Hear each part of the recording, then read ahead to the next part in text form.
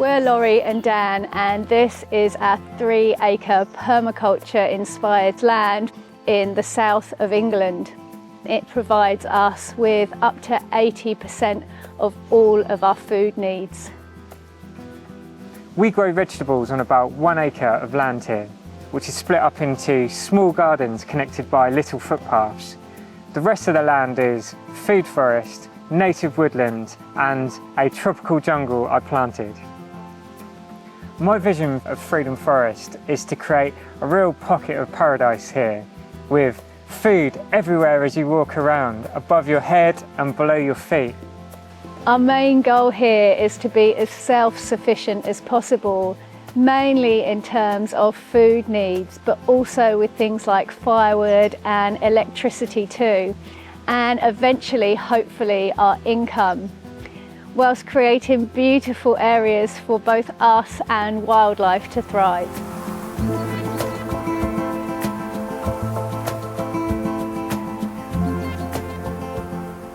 In 2008, I moved to New Zealand to follow my dream of living the good life. And I began growing vegetables and planting fruit trees and keeping chickens and ducks and learning about permaculture and food forests. In my mid-20s, I spent months researching Indigenous people and tribes living in the rainforest in a hope to stay with them and learn about their way of life. And over a 4-year period, I had the most amazing experiences with some of the most beautiful people that I've ever met, and I've learned so much from them. One of the biggest takeaways for me is that land is the most important thing to the people. So I decided when I got back that I was going to find some land to see if I could implement some of the things that I'd learned. The cost of land, especially in this part of the world, can be very expensive. So I had to think outside the box, and I used to go out with an ordnance survey map and compass in the countryside, finding little used footpaths, and I managed to come across this plot which was completely overgrown and had an old sign on it with a number, and I was able to track down who currently owned the land. Eventually they decided they would sell it to me. By doing it that way, the cost of the land wasn't that much more than buying the average new family car. Although if you were to go the traditional route through estate agents and land agents, it would have probably been 3 to 4 times the price and completely unattainable. In 2016, I moved back to the UK and met Dan shortly after that. We've been growing food here for 8 years now, and every year we grow a little bit more, and we try new crops and different varieties.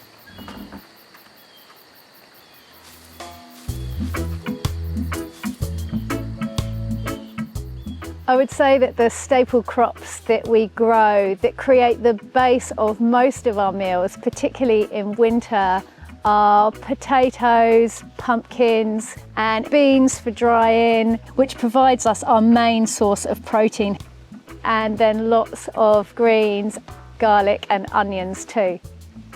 Most days our 2 main meals, so lunch and dinner, are 80 to 100% homegrown, and then there is always jams and fruits available for breakfast too.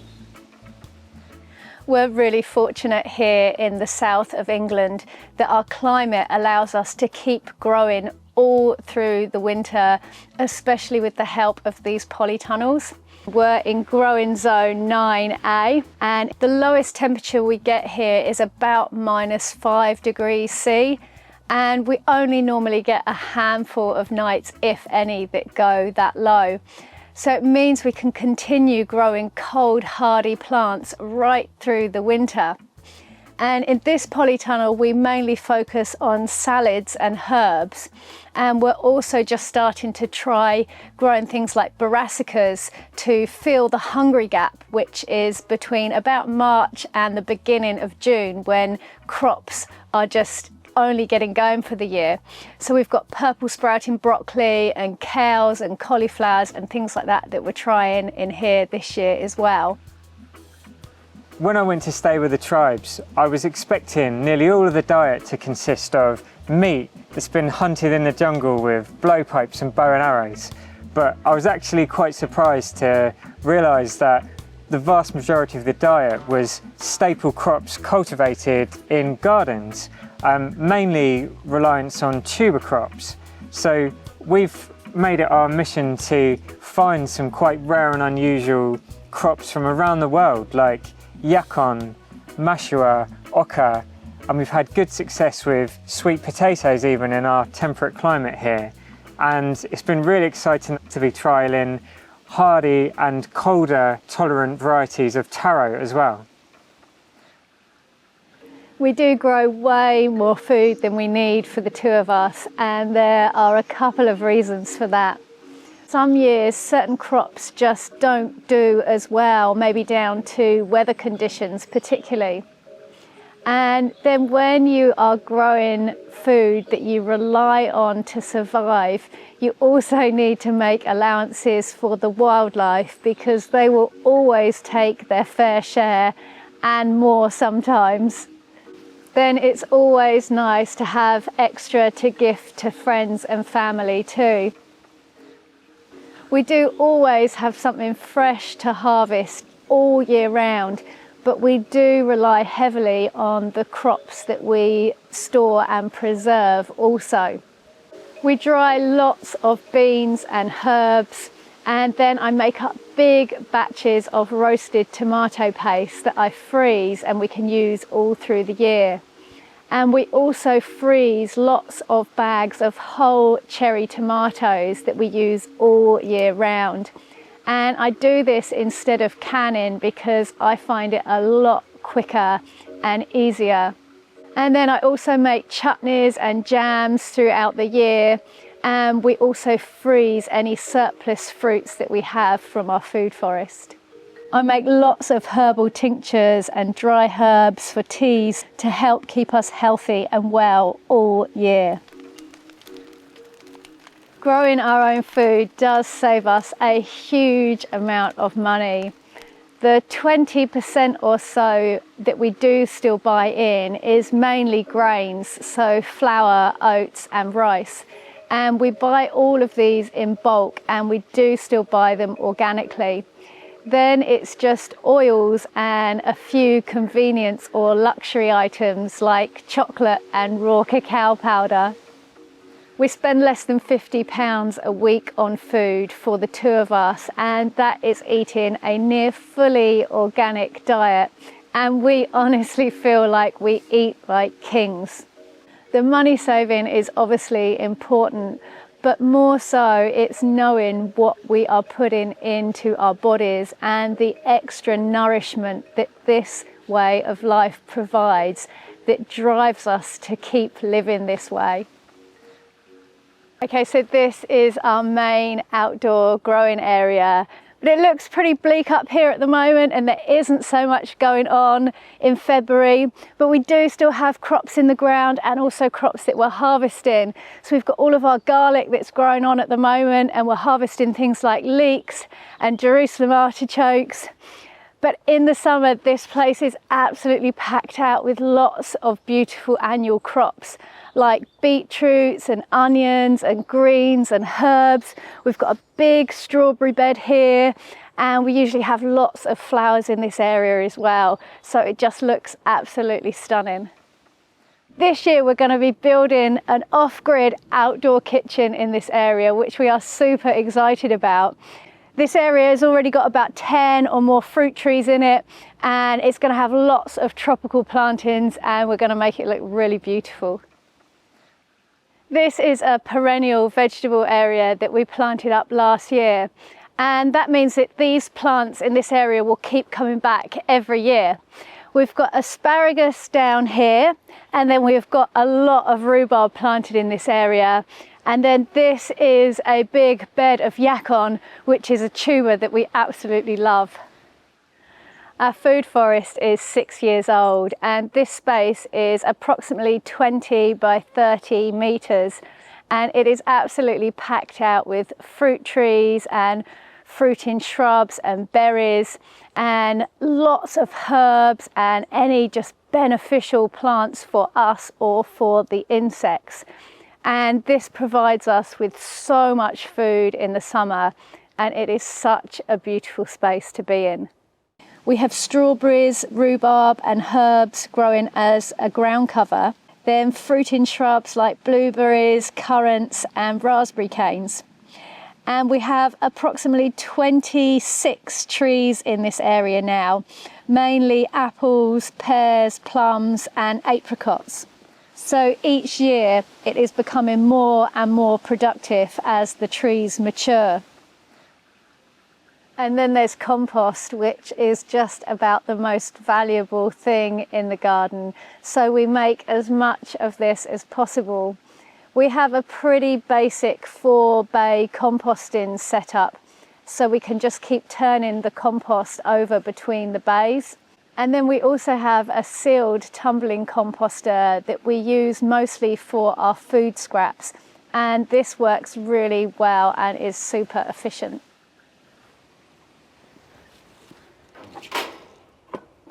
And up here we've got some raised beds, and we've got our net house where we grow all of our brassicas, so things like kale and cauliflower to keep the cabbage butterflies off. And then we've got our polytunnels, which are just such amazing growing spaces. In the summer, they are packed out with heat-loving crops like tomatoes, aubergines, capsicums, chilies, melons and ground cherries. And in winter, we fill them with salads, herbs, greens and potatoes, which fill many of the gaps that we would otherwise have in our harvests. We've got some really big bed areas which are all tucked up for the winter at the moment. And then we've also got our shed, our workshop, where we store all of our crops. This shed or workshop is such a valuable multifunctional space for us. It is where we store all of our crops that we've grown throughout the summer that see us right through the winter. And it is also where we store grains that we buy in bulk. So things like flour, oats and rice, which makes up the majority of the 20% or so of food that we still buy in. We also use this space to plug in our heated propagators to start some of our really early seeds like aubergines and peppers.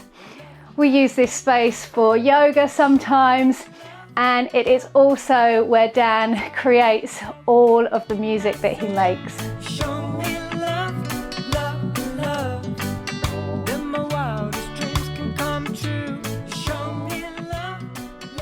We utilise any roof structures we have here to collect rainwater, and from our workshop here we have a 10,000 litre tank that we put in a few years ago, and it's amazing with just a few downpours actually you can fill a tank of that size of quite a small roof structure.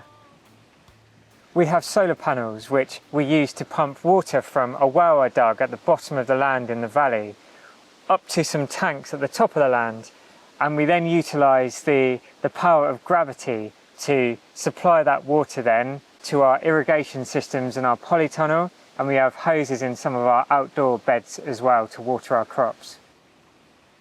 This is our solar system. We have 8 solar panels here making up 2.4 kilowatts of power, and these provide all the power we need for the land. And the land is bordered on 2 edges by a large ancient woodland, which is great because it's seeded the regeneration of the forest here.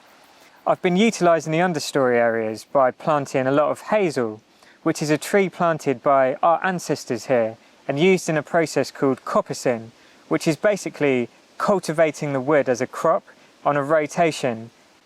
A lot of the large trees along the boundary here are sweet chestnuts, a tree thought to have been introduced by the invading Romans, who used it for its nuts as a food source and rot-resistant hardwood timber for a variety of uses. Although we're regenerating and extending the native woodland, the native trees are very slow growing, so we also plant some small blocks of faster growing trees like these eucalyptus that we use for firewood and even timber, A couple of years ago we cut our first small block of these that were only 4 years old, and we got an absolutely massive amount of firewood, and I was also able to make some 6x2 timbers as well. This is the beginning of the jungle. We'll go down now and have a little closer look. I started planting this area about 7 years ago now, and every single plant in here I've either grown from seed, I've been able to dig up from someone's garden who didn't want the plant anymore, or from the clearance aisle from local garden centres. And it's just such a beautiful place to come to just chill out and relax and do some carving or bushcraft, or even camp for the night in here. Not only is it beautiful and lush all year round with all sorts of flowers and berries, it's also full of materials with plants that have been traditionally used for weaving, thatching, medicine and timber.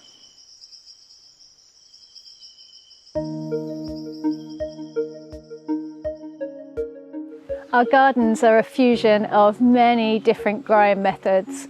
All of our beds are no dig, which means that we just lay a small amount of compost onto the surface of the beds every year without digging it in. We use the back to Eden method on some of our beds and in our food forest, meaning that we lay wood chips on the surface of the soil as a mulch, effectively replicating the forest floor. We practice organic gardening methods, so we don't use any chemicals or synthetic fertilizers on our land. And permaculture design has helped to teach us to work with the land rather than against it. We grow mainly heritage and heirloom varieties of seeds to keep things as true and natural as possible. Some of the biggest challenges that we have here when it comes to growing our own food is things like rats, mice, voles, moles, squirrels and birds, because they all want to eat our crops as well. And we always end up having to net some of our fruit bushes in the food forest, otherwise the birds would eat absolutely everything. We have a very healthy population of rabbits here, so we had to do some rabbit fencing, and we then planted hedges on the outside perimeter of those fences as well. If someone asked me what are some of the challenges involved in this kind of lifestyle, I would probably say that there's definitely quite a toll physically on your body. There's a lot of digging and chopping and lifting heavy things and wheelbarrowing, so you have to be quite physically fit. I would also say that you have to be a type of person who can be quite resilient and prepared to learn a lot of different things. And also this kind of lifestyle, it does kind of require you to be focused on it most of the time. You could easily be doing 12-hour days all year round. And I guess the final one would be being able to think outside the box in terms of creating an income from land. You can't rely on just being able to sell food to create an income, so you have to try and create a lot of different income avenues to enable to survive that way.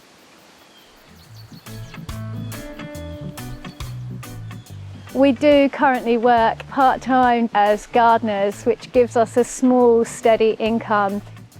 And we do also earn a small amount of money from the videos that we share on growing food and self-sufficient living on our YouTube channel, Freedom Forest Life. And more recently, Dan has started sharing the music that he creates on our newer YouTube channel, Meranti Music. Would love to get to the stage where this land can support us financially by offering things like garden tours and courses and plant sales and rewilding experiences.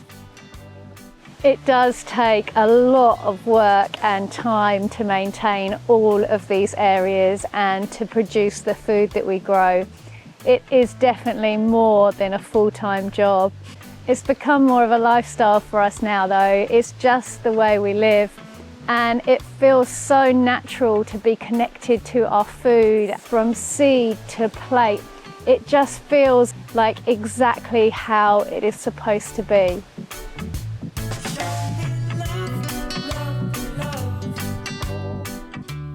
Subscribe to Exploring Alternatives and check out our playlists for more stories like this.